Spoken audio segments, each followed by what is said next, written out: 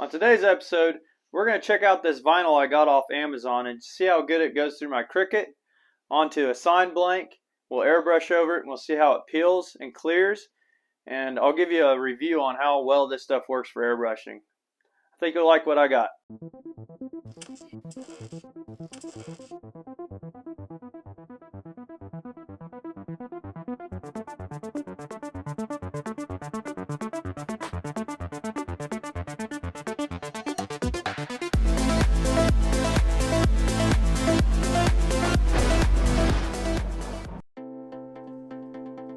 Today we're going to be looking into the VViVid Blue Low-Tack Adhesive Vinyl Stencil Masking Film. I purchased this for $5.50 for a 12-inch by 6-foot roll.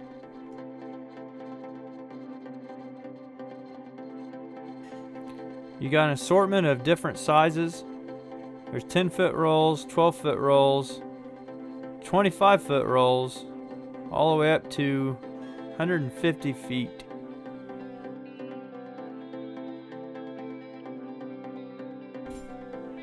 We're going to go ahead and paint this sign blank Tangelo Orange by House of Color.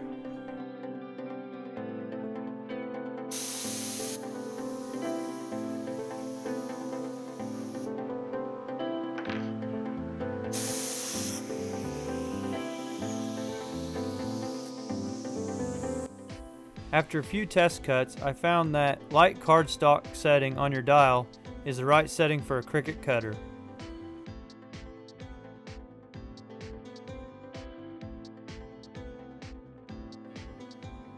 Alright, I loaded onto my mat. I'm going to set it in the grooves. Try to do this one-handed. Hit the arrow button. Once your C button's lit up, you got it in there. We'll go ahead and hit the C button to make the cut.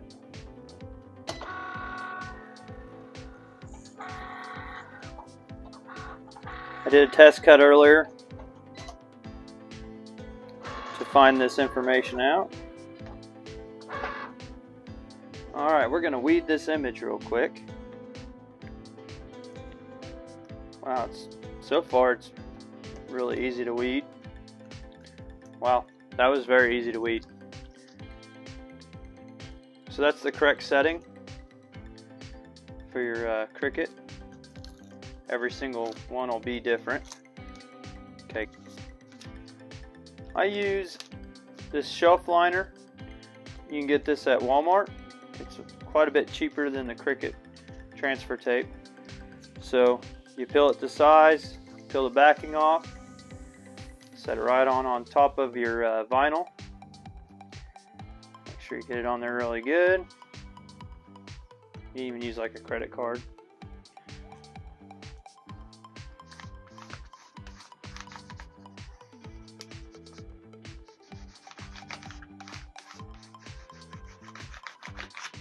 Okay.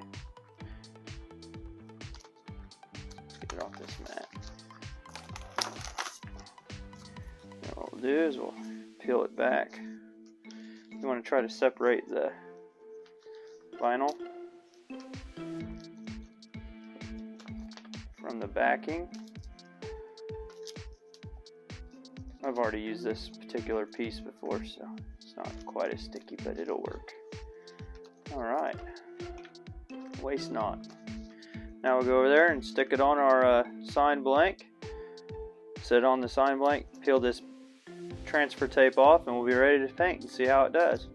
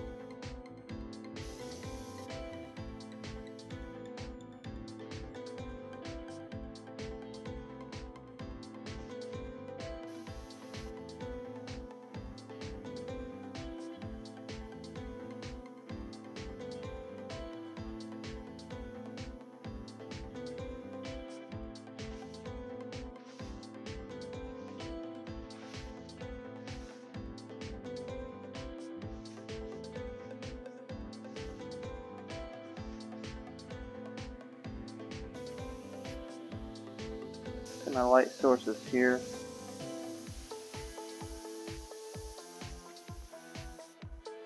So I'm going to kind of do a drop shadow here.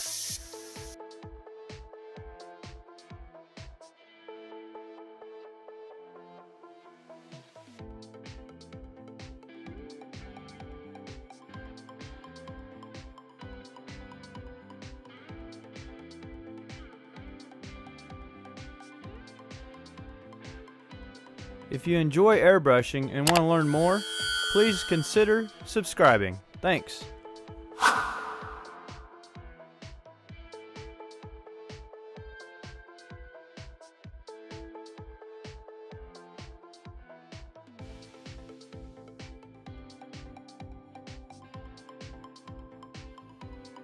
It's a really nice effect with the grunge of this foaming carpet cleaner. But now we're going to try some stencils here. I believe I got these off Airsick. If I can find it, I'll put a link to it.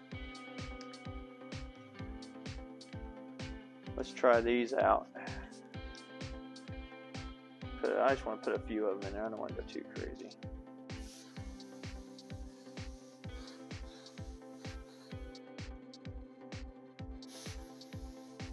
Okay. Another texture that's really fun. And if I find a link to these, I will too. And this is something to do with the galaxy, making galaxies. I'll find a link to this and send it. I'm pretty sure I can find this one. But this is a fun texture as well.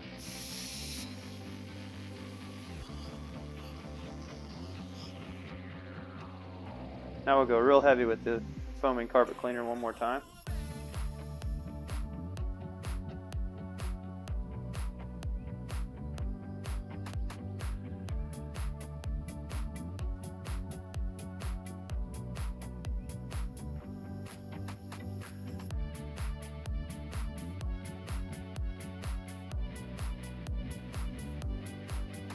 Now I'm just going to put a border over this, around this whole thing, kind of frame it out. Kind of lightly dust it all the way around it. I do a couple rounds here until it gets to be a little further away as I go, and kind of fade it. One more.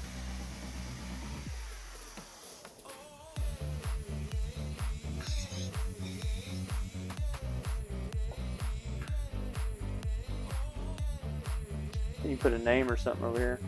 Word Alice Chalmers or something. That's an Alice Chalmers logo if you didn't know. Alright, here's the moment of truth. We're going to see how well it peels. This is going to determine if it leaves any residue behind, if it peels any of the base coat back. We really need to just see how well it actually masks. That stuff feels really nice, actually. It feels really thick compared to most of my masking materials. It's actually really awesome stuff. I don't see any residue left behind either.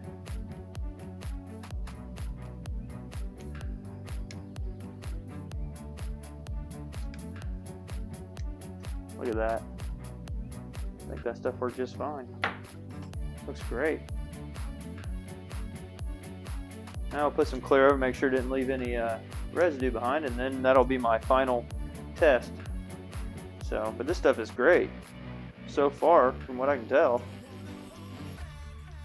Now I'm just going to use some rattle can clear. It's just a sign blank, but this will show me if it left any residue. You'll really see it poke out whenever you get a nice fresh coat of clear over the top.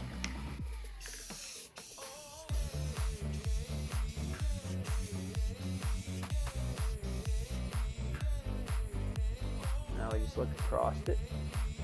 Got a little orange peel. Kind of hard to control that with the spray paint. Like I said, I got some orange peel on there, but it didn't leave any residue, and it did a nice job. Like that's a nice job masking. It looks really good, really clean. So yeah, I would definitely feel safe using this. And I'm actually going to be restoring a 1950s refrigerator in one of my upcoming videos, and I'm going to be doing an Alice Chalmers, so I'm trying out this orange to see if the customer would like that. So if you're looking for a good vinyl for airbrushing, I do recommend VViVid Vinyl. It works really well. Thanks for watching, and if you haven't subscribed yet, please do so.